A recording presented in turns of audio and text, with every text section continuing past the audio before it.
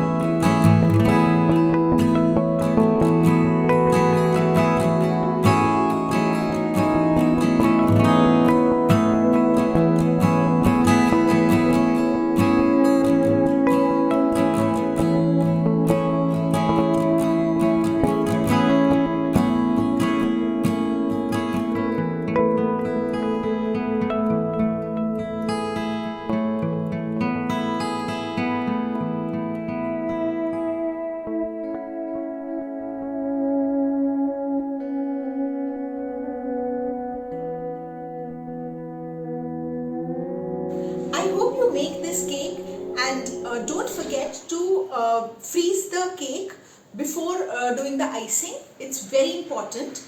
Also, if you like this video, don't forget to subscribe to our channel, like this video and comment any doubts that you have on the video itself.